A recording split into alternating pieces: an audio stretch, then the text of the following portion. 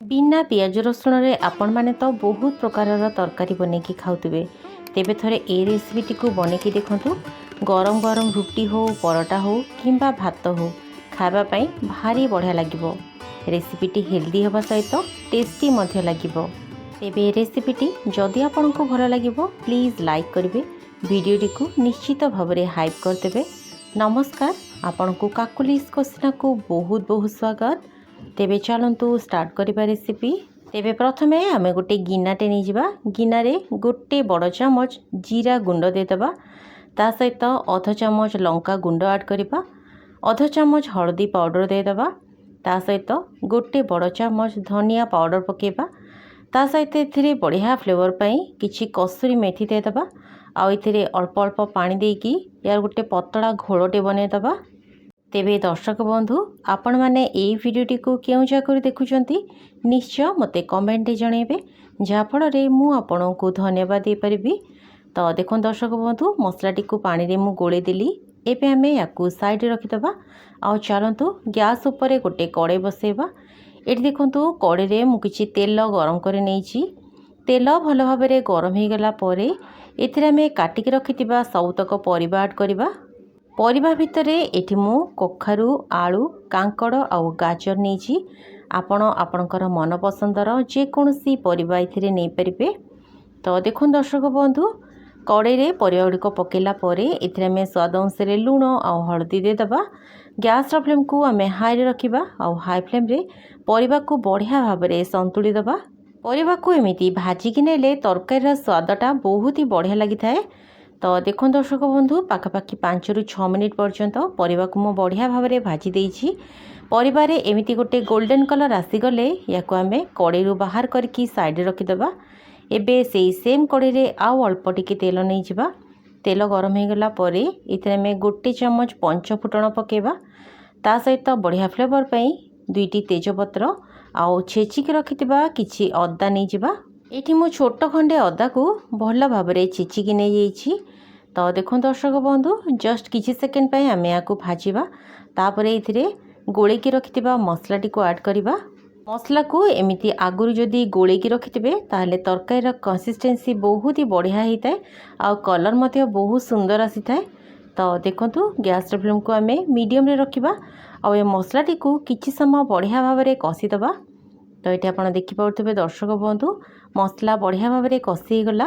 ये देखो मु गोटे छोट ब्लेंडिंग जार रे 2टी मीडियम साइज टमाटो आउ 2टी मीडियम साइज कंचा लंका को चिकन करके ग्राइंड कर देइथिली। आपण जेतिकी राग खाइबे से अनुसार कंचा लंका ऐड करि परिबे। कंचा लंका पकेले फ्लेवर बहुत बढ़िया आसीबो। तो देखंतु एबे आमे ए टमाटो बटाटी को सेई मसला रे ऐड करिबा। तापरे एथिरे आमे स्वाद अनुसार लूण देदेबा। टमाटर प्यूरी ऐड कला परे सांगे सांगे लूण दे दियंतु, मसला बहुत जल्दी कषि हो। तो देखंतु यही सब मसला को मु किछि समय धरी बढ़िया भाव में कषिदेली। ये आप देखिपे मसलार कलर आ मसलार तेल पूरा सेपरेट हो गलानी। मसला बढ़िया भाव में कषि गला परे एथिरे आमे सिझेकी रखिथिबा किछि काबुली बुट ऐड करिबा। तो देखो दर्शक बंधु, काबुली बुट ऐड कला परे गैस फ्लेम को हाई रे रखिबा। आ ये काबुली बुट को किछि समय मसला रे बढ़िया भाव में कषिदबा। तो देखो दर्शक बंधु, काबुली चना को मु किछि समय बढ़िया भाव में कषिदेली। एबे आमे इथिरे भाजिक रखिथिबा सबुतक परिबा को ऐड करिबा। काबुली बुट बदल रे आपण इथिरे सिझा मटर किंबा सिझा कला चना मध्य नै परिबे। तो देखंतु परिबा गुड़िक देला परे आमे गैस फ्लेम को हाई रे रखिबा। आ हाई फ्लेम रे ए सब को पाखापाखि 2 ରୁ 3 मिनिट पर्यंत बढ़िया भाव में कषिदबा। जदि दरकार पड़िबो ताहले अल्प अल्प पानी देकी आकु बढ़िया भाव में टिके कषि दियंतु, भल लागिबो। तो देखो दर्शक बंधु, पाखापाखि मु आकु 5 मिनिट बढ़िया भाव में कषिदेली। सबू परिबा बढ़िया भाव में कषि गला परे एथिरे आमे किछि गरम पानी ऐड करिबा। तरकारी रे ठंडा पानी बदल रे सब बेले गरम पानी दियंतु, तरकारी स्वाद बहुत ही भल लागिबो। तो देखंतु एबे आमे इथिरे बढ़िया टेस्ट आनिया पई फाळे कोरिकी रखिथिबा नड़िया आउ ता सहित बढ़िया मिठालिया टेस्ट आनिया पई अध चामच गुड़ देदेबा।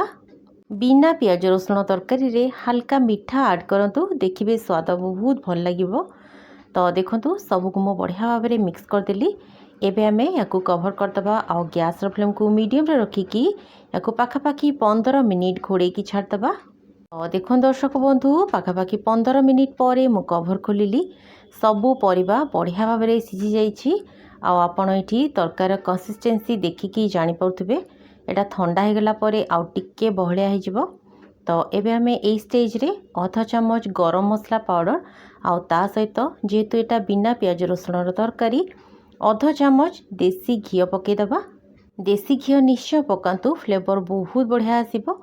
तो देखंतु सबको बढ़िया भाव में मिक्स करदबा आ गैस फ्लेम को बंद करके याकू घोड़े की किछि समय रेस्ट रे छाड़दबा। बिना प्याज रसुणर यही तरकारीटी को आपण गरम गरम भात सहित रुटी परोटा सहित किंबा पूरी सहित खातु बहुत ही भल लागिबो। तेबे रेसिपीटी जदि आपको भल लगिला प्लीज लाइक करिवे। रहिली धन्यवाद।